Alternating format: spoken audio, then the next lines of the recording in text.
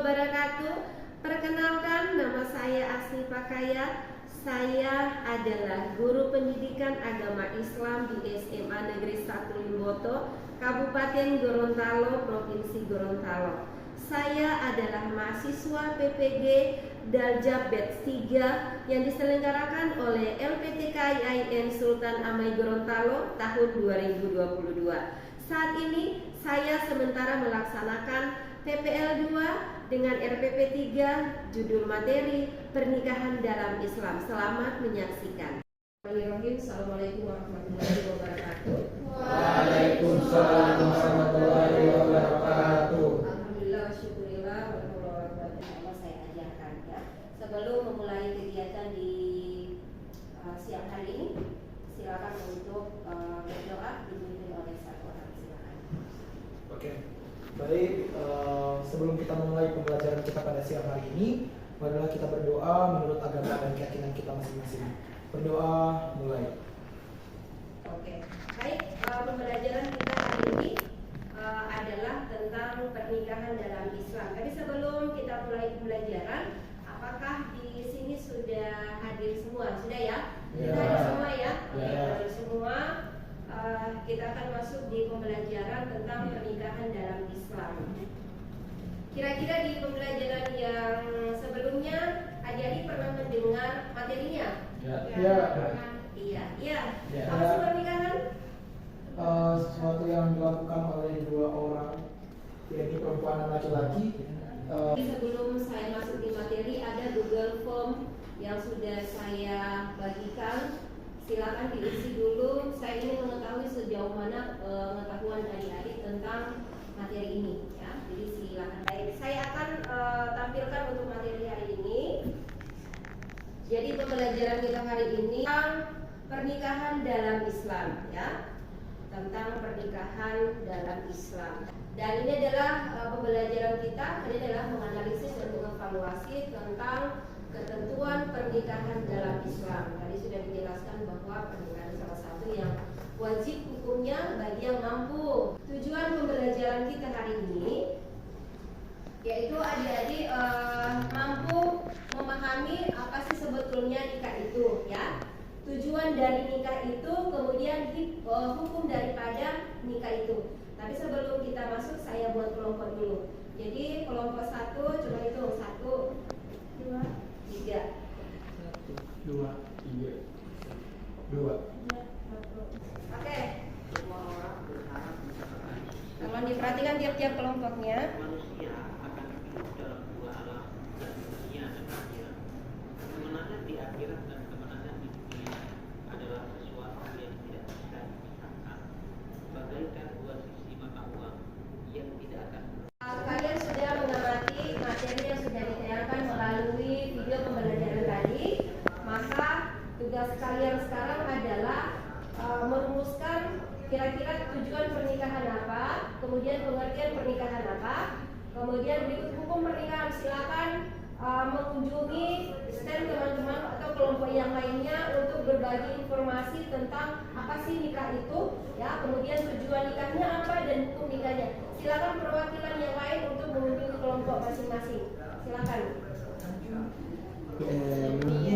Untuk mendapatkan keturunan yang wajib, yang bukan pasangan yang menyebabkan hak dan kewajiban di setiap Oke, jadi kalian sudah saling berbagi ilmu pengetahuan.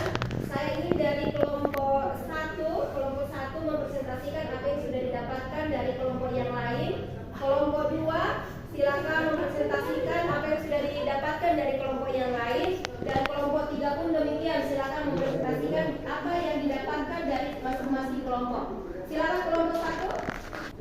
Baik, pengertian nikah itu secara bahasa nikah itu berarti mengumpulkan. saya dari kelompok 2. Apa yang saya dapatkan dari hasil diskusi kami pernikahan. Hukum pernikahan yang Saya akan menjawab tujuan pernikahan. Tujuan pernikahan adalah untuk menciptakan rasa bahagia, di mana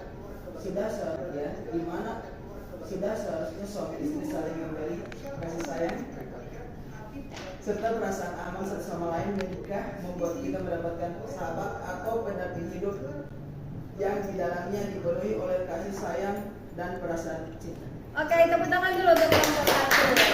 Oke, maka tadi sudah dijelaskan bahwa apa sih itu nikah, ya sudah saling bahwa nikah itu adalah salah satu mengumpulkan atau menggabungkan, ya.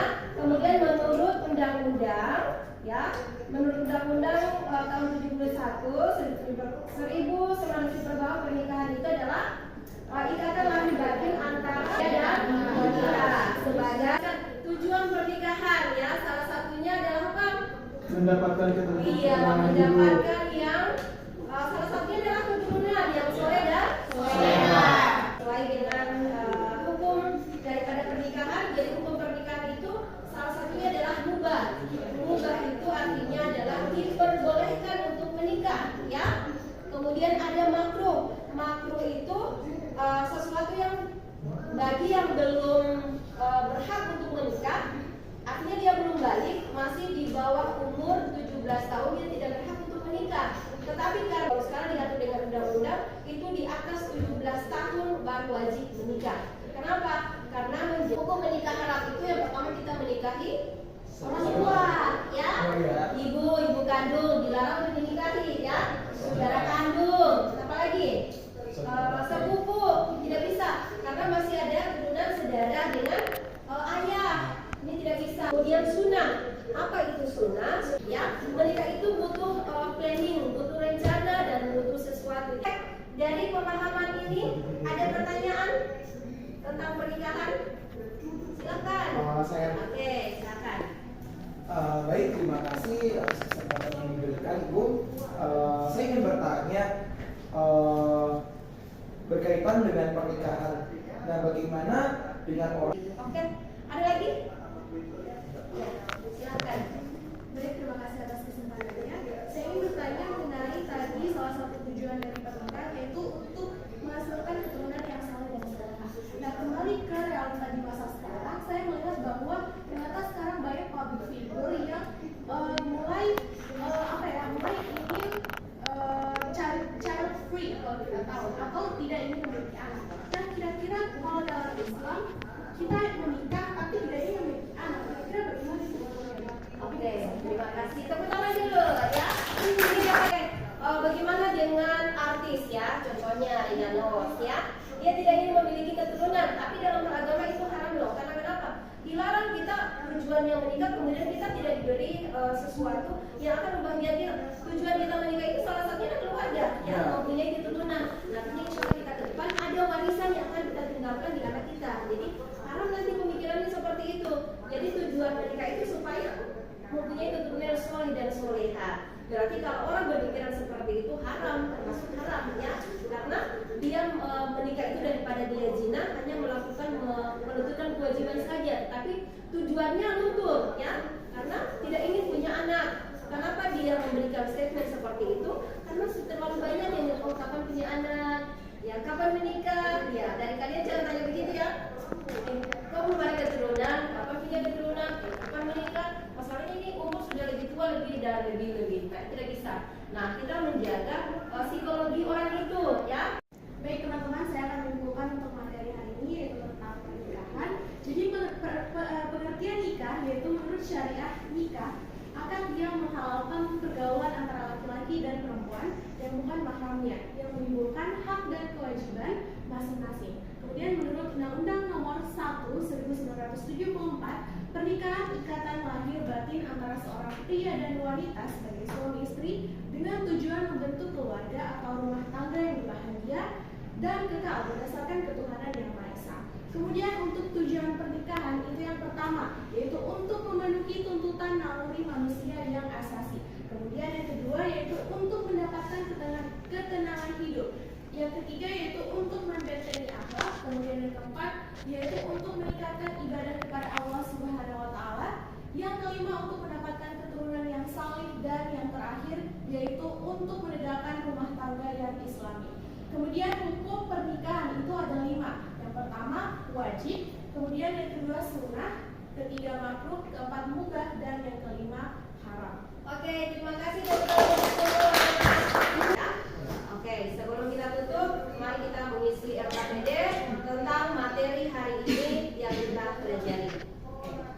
saya tutup dengan lepaskan hamdalah. Alhamdulillahirobbilalamin. Sekian, assalamualaikum warahmatullahi wabarakatuh.